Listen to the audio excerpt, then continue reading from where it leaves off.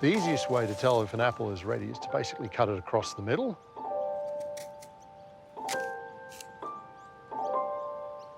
And then stick the two pieces back together. Pick it up by its stem, and if it sticks together, then it's pretty much ripe. Michael Henry certainly knows his apples, and he should. He's a master cider maker, horticulturist, and the boss at his family's cider business at Harcourt in Victoria's Central Highlands.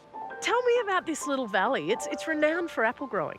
Yes, and it's been growing apples for quite some time. Back in the mid-1800s, the gold rush happened in this area, and they needed to supply water to the sluices so they could find gold. But the people who actually really struck on gold were the people who decided to put in vegetables and fruit trees to supply all the miners. And is that because of the soil here?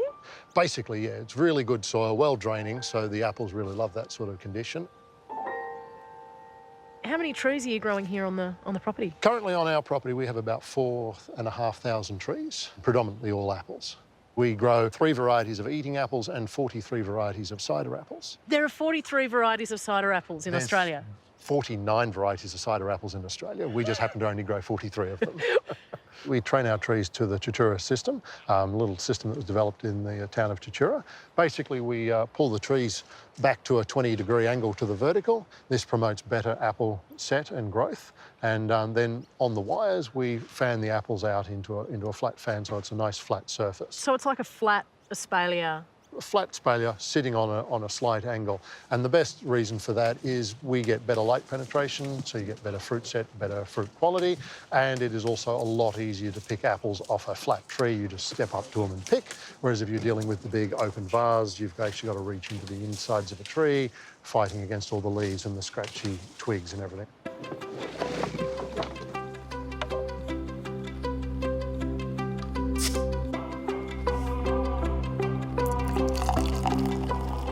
Real cider is basically made from pure juice. So you take an apple, you crush it, you extract all the juice, and then using 100% juice, you ferment it, same as a wine. So the basic cider is made from a really familiar apple. Yes, our Pink Lady, which we're actually picking today. This is an Aussie apple. Yeah, it was created back in the 50s from a cross between a Lady William and a Golden Delicious. It makes a very clean, crisp cider. Am I allowed to try? Oh, yes, by all means. So this is the original cider. It's a very quick, sharp, palate-cleansing cider that is very, very refreshing. Yeah, I could see you drinking that after a hard day in the garden.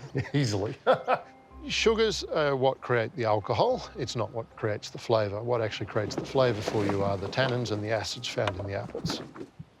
Most eating apples, things like these Pink Ladies, have a tannin count of around about 0.01%, so practically nothing. But cider apples have a tannin content of up around about 0.6%, so very tannic. And so a tannic apple will go dark as soon as you bite it. Correct. Turn your face inside out. Correct. If you wish to step up from something like the Pink Lady cider, you then need to move to something where we use all of the apples that we grow on the property. So this is our orchard representation.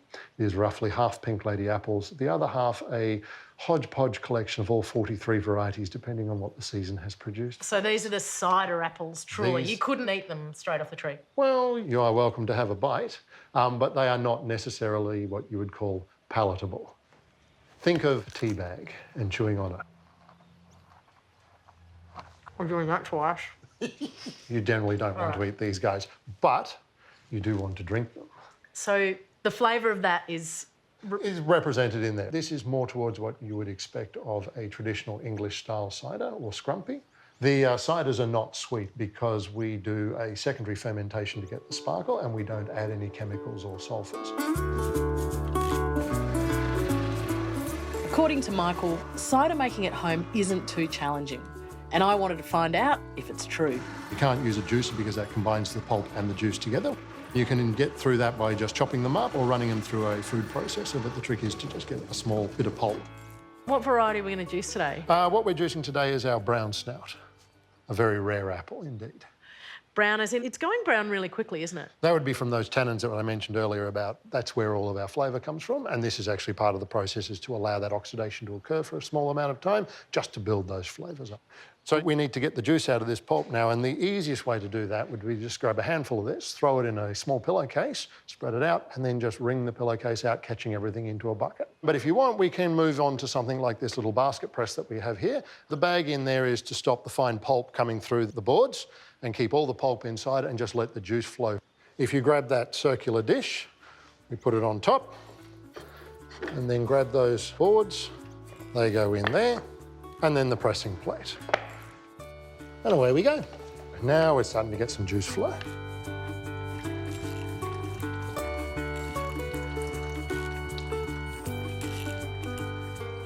There you go. Try that.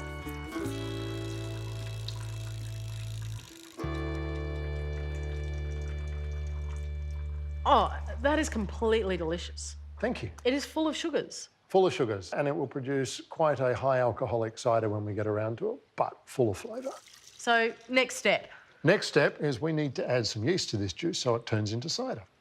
Predominantly within cider making, we use a champagne yeast, which can be bought at any good winemaking shop. It's a strong, clean fermenting yeast that doesn't produce too much hydrogen sulfide, and it will ferment up to 17% alcohol. So you're not measuring that?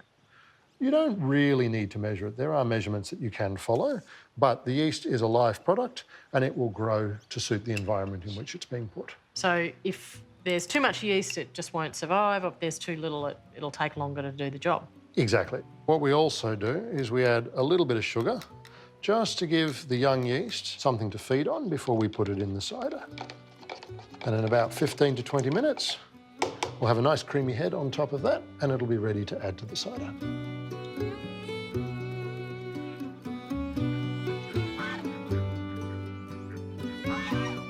Oh, okay. This is looking good. We've got a nice crema on top, so the yeast seems to have worked. So all we need to do now is give this a quick stir, throw it in the juice, and there we go. We're done. We've just made cider. Really, that's it? That's it. That's simple. Now, it will take around about 2 to 4 weeks for the full fermentation to occur, and at that stage, you'll have a nice dry cider, which you can just pour into a glass and enjoy as is. Well, that seems pretty simple. Even a humble old gardener could have a go. It is very simple, and anyone can have a go, and it's good fun. Well, thank you very much for showing us how easy it is to do something else with the fruits of our labour. Pleasure. Absolute pleasure.